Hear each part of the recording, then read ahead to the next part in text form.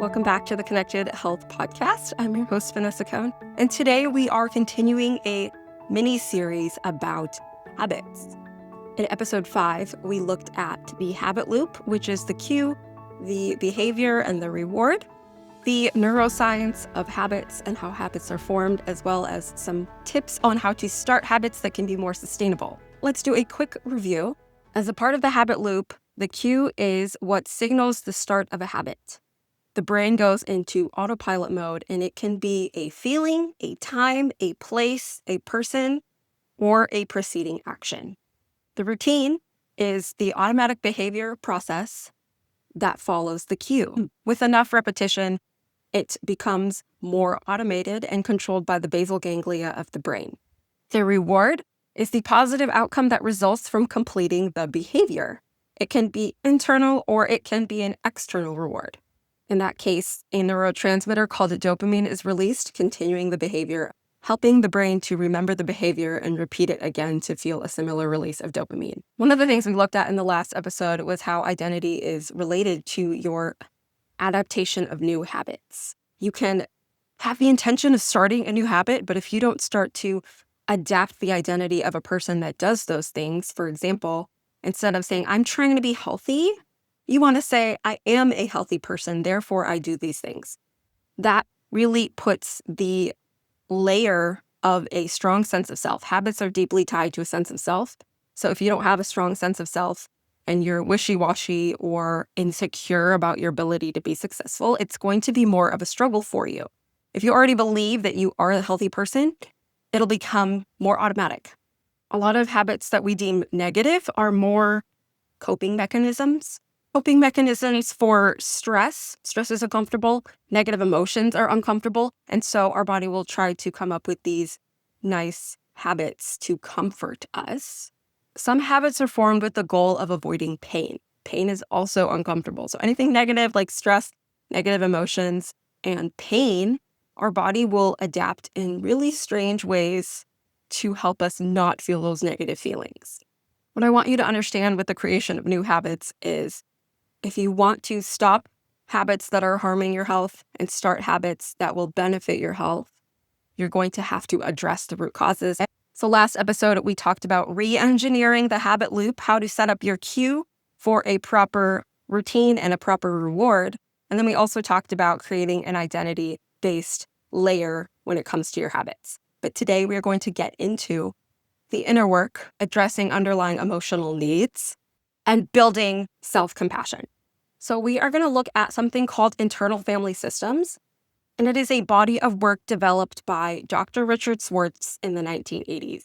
This has been personally transformative for me in my life, and it's helped thousands of other people across the world. Here is the brief definition of IFS, internal family systems. It's based on the idea that the sum of the whole of who we are as people has sub-personalities or parts to us. We don't just have one inner voice, but there sometimes can be almost like a jury of inner voices.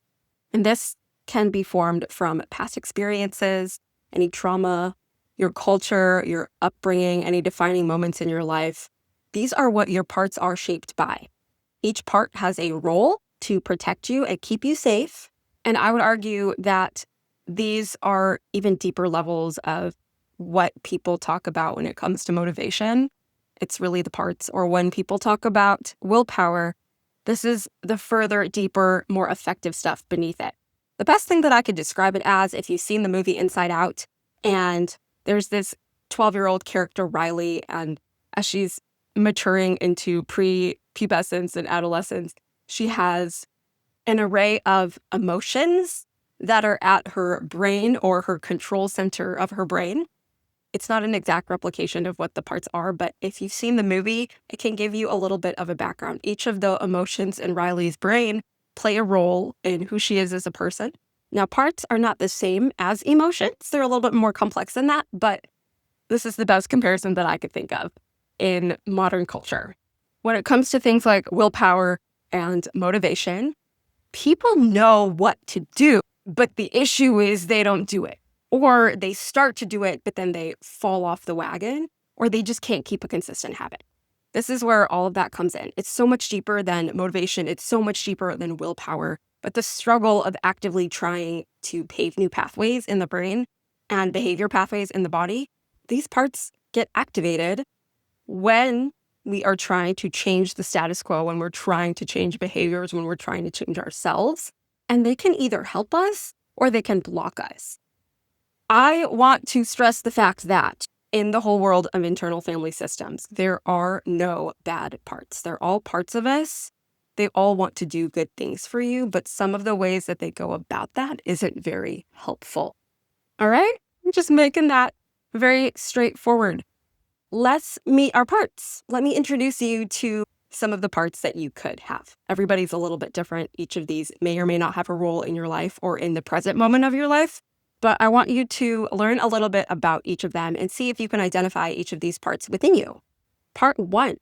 The first part I'll talk about today is the achiever. The achiever is the part of us that believes that worth comes from doing more and doing better. Maybe you can resonate with a little bit of that. It shows up when we're trying to go from 0 to 100 in our health plan. And it's like starting intense workouts multiple days a week, because it drives you to achieve more, to do more, to be more. Strict routines, strict dieting, and having to adhere to a strict plan is where the achiever likes to show up and shine. But there is a risk. If your achiever is in the driver's seat, let's say, or at the control panel, using the example of Riley and Inside Out, you could head to burnout. Your body is not meant to sustainably stick to a low-calorie diet or stick to very intense workout routines 5 days a week. That's not sustainable. So while the achiever wants to help you do good things, it can also lead to burnout. There is a push and a pull, a positive and a negative to each of these parts. None of them are bad, but the ways that they show up can be not helpful to us. Just drilling that down. Okay, let's move on. The second part I want you to meet is the people pleaser part. This is the part of us that wants to avoid conflict and keep the peace, maybe bending ourselves in ways that we aren't comfortable with. But in order to keep that peace and equilibrium and even getting approval from others, this is the part that shows up and does that. Have you ever volunteered for something that you really didn't have time for and really didn't want to do, but in order to gain approval, maybe at a workplace or a community group situation, you volunteered? This is the part of us that might eat emotionally or might say yes to too many commitments that takes us away from either meal prep or going to the gym. The other part I want you guys to meet is the helper. This is the part of us that focuses on caring for everybody else and leaving ourselves for last. This is the part of us that feels guilty when we prioritize self-care. Let's say you're a mom and you want to really focus on your health. You want to lose some weight. You want to start exercising. And that stuff takes away time from raising your kids. You possibly might feel some of that mom guilt leaving your kids with a sitter so you can go to a workout class. The other part of us is our inner critic. This is a harsh voice. It might come with the tone of a teacher or a parent or even society. And that is the voice that tells us, you're lazy, you'll never stick to it, you're not good enough for this, you'll never succeed. The next part is the safety seeker. This is the part of us that wants to avoid risk, avoid change, and avoid discomfort. Our brains are wired to be safe, to protect us. So this is why sometimes it can be so hard to make any sort of changes, because it's risky. What if we get hurt working out?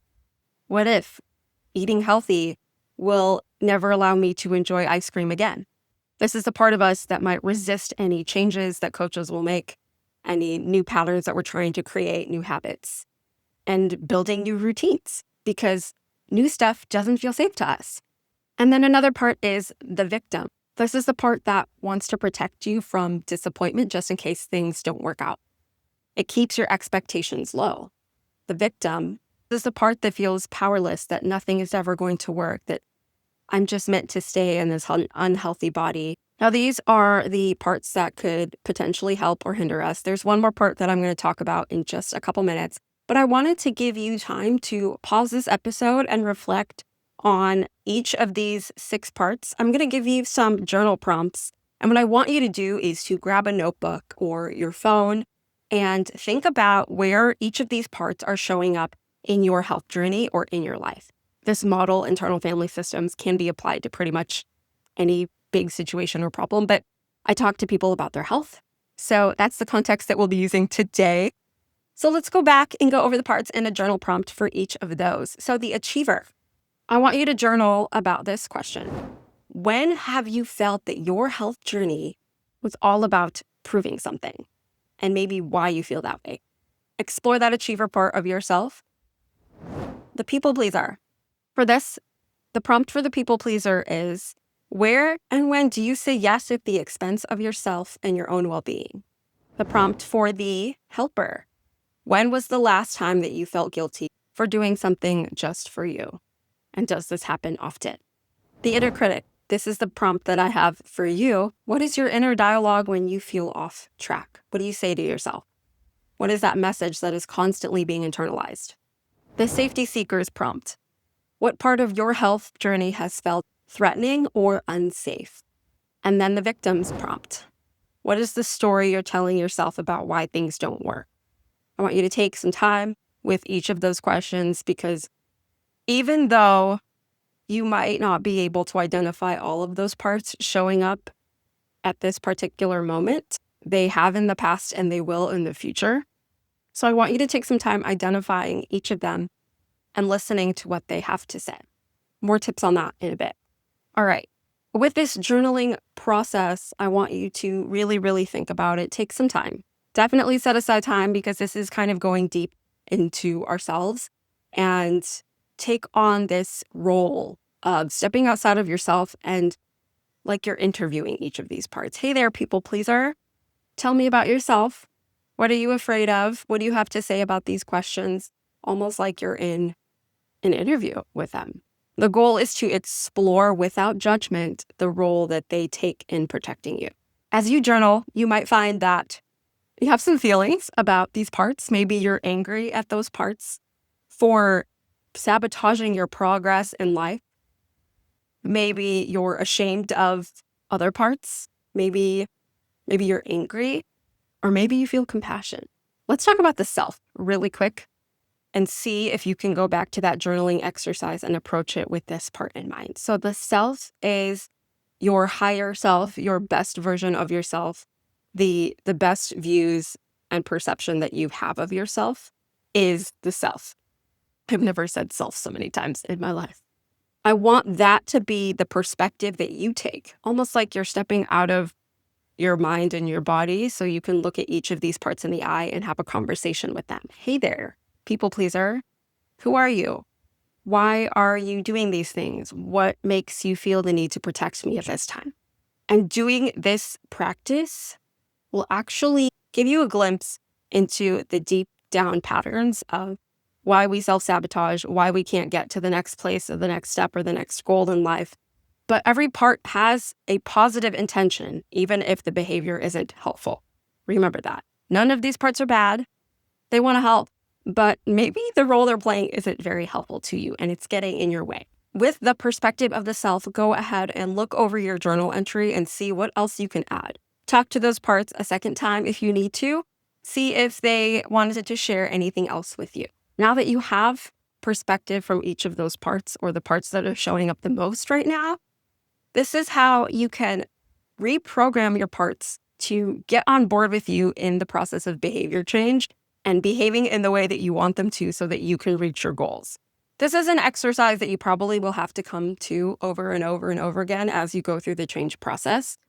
This is why change can be hard, and those parts of us are stuck in their ways. And sometimes some of them are just screaming to be seen by you. Like, hey, I'm doing this, pay attention to me. And take on that role of the self to look at each of these parts and help them. So let's get into how to do that. So the self is, like I said, the highest, best part of ourselves, the core of us as a person. And that is the role that needs to have compassion. As the self, I want to look at each of these parts of me and know that they're a part of who I am. And I want to understand them so that they can do their best job possible in helping me be my best self. So here's how we reprogram those parts of us in order to achieve that change that we want. What you're going to do is identify the parts that are really in the way of your progress right now, whether that be some sort of self-sabotage behavior. Maybe the part that's showing up the most is the victim, and there's constantly excuse after excuse of why you can't make changes. And I want you to name that part. Whatever part or parts are showing up the most. Hey, I see you, for example, achiever. I see that you're trying to push me to do more things. Thank you so much for doing that. I don't want to judge you for it. And then you want to ask that part, almost like you're sitting across from them having a conversation. Achiever, what are you protecting me from? It's almost like you have to listen for a response because that part wants to tell you. It's being seen and it wants to get your attention to be explored, to be heard out. So listen for what that achiever part says to the question, what are you trying to protect me from? Maybe the achiever will say, I'm trying to protect you from failure. Maybe that's a part that's really deep inside of you.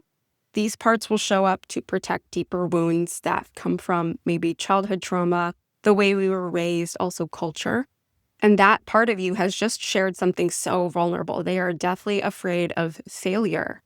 You can go deeper and ask more exploratory questions like, where did that feeling of failure first come from? And you're asking these questions in an attempt to show compassion and to truly deeply listen to those parts of yourself. It's when you sit down and do this exercise, as I've done several times, it's wild what you hear that part says back to you. Like it'll activate things inside of you that you might not even have remembered for years. Maybe it activates a memory or a set of memories or even a feeling. When you do this exercise, definitely carve out quiet time and space because stuff will come up when you have these conversations with deep parts of yourself. And as you ask those questions and explore, I want you to continue to show up as the self with calmness and compassion. When you're asking deeper questions, don't be critical because these parts are trying to be very vulnerable and share who they are with you.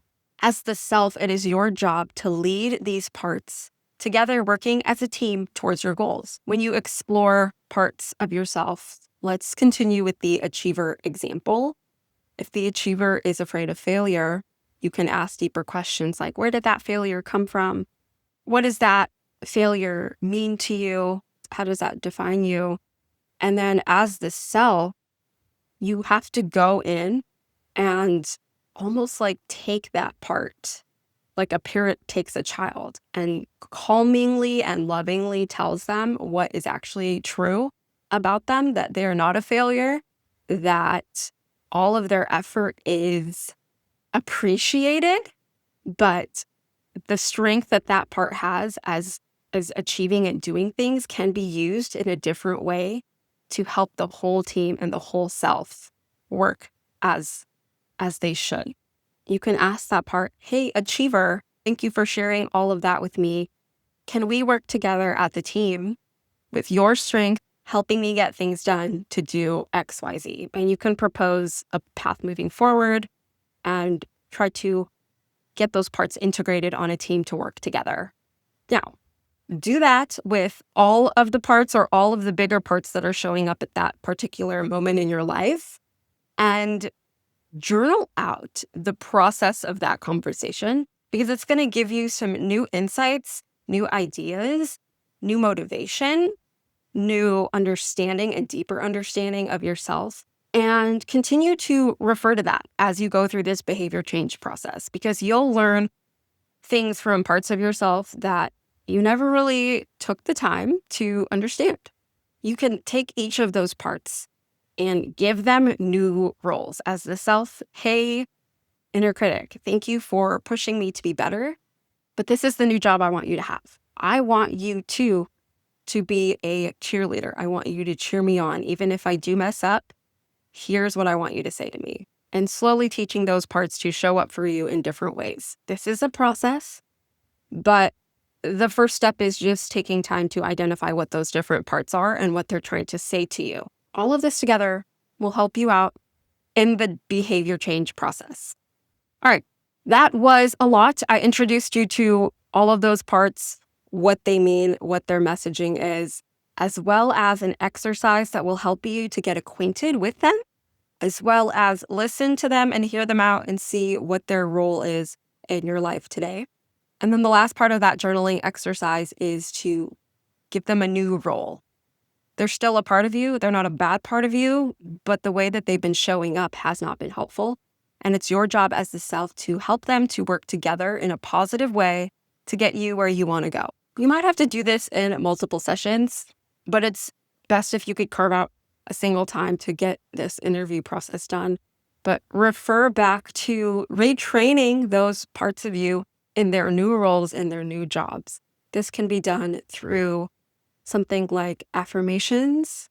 I also want to drive home the point and the role of self-compassion in this inner discovery. Sometimes when we look inside of ourselves, we see things that we don't like. We're very critical of ourselves. Sometimes. That's the critic part showing up. But the goal and the best way that you'll be successful at this exercise is taking on that mantle of self-compassion. I see all of these parts of me, and I don't feel any judgment towards them. I'm here to learn from them. I'm here to hear them out, and I'm here to bring us together to work towards a common goal. And the other part is addressing your underlying emotional needs. As you interview each of these parts, you might hear something from the safety seeker that they feel a lot of fear of trying a new diet because the last time that you went on a diet, it had a terrible outcome. There's a fear there. There's a real emotional need there that needs to be heard out, understood, seen, and met with compassion. And you can find the underlying emotional needs behind that fear and give that to yourself. That's the beauty of one of the things here is you find deeper emotional needs that you might not have been able to articulate, and you are able to bring that to awareness and meet those needs because you're aware of them. I hope this is helpful for you. I wanted to give you a little bit more background on internal family systems before the end of the episode. If you found this super fascinating, it is. I nerd out about this stuff. And when I first discovered it, I knew I had to use a version of it in my coaching and in helping people because it is so transformative. And you can do it with a coach or a therapist, or you can sit down and do the journal work on your own. One of the things that I do in my coaching practice as a part of my intake paperwork for my clients is an assessment of which parts are showing up for them so that they can start to build awareness of what they are experiencing. And I can know that too, so I can help them in their change process as a coach. So again, if you wanted to learn more about IFS, internal family systems, Dr. Richard Schwartz has countless resources about it. It's his entire body of work, and it's absolutely brilliant. I love the compassion behind exploring those parts of ourselves and the healing that can come from it. We never forced our way into healing. We never force our way into being a better person. We don't shame our way into being better people either. It is all done from the lens of compassion and the desire for ourselves to experience real transformative change in a positive way. I want you to remember that the process of behavior change and forming new habits, it's not just about what you do, it's about the underlying beliefs and feelings that you have deep inside of you. The more that you understand and love those different parts of you, see them, give them a voice, the easier that it will be for you to change sustainably. These parts are not bad. You are not broken. You are beautifully complex, and you can make lasting change. If this episode spoke to you, I'd love to hear which parts showed up in your journaling. You can send me an email, vanessa@connectedhabits.com. You could reach out to me on social media at Connected Habits Coaching. Same thing on Facebook. You can join my Facebook group, Connected Habits, a community for holistic and sustainable health. And next week, we'll be talking about other practical ways to start new habits, connecting the mind and the body for transformation from the inside out. Stay tuned. It means so much to me if you would like this episode, leave a comment on Spotify, leave a comment wherever you're listening, and share this episode with a friend who might be struggling with something similar. I'll see you next time.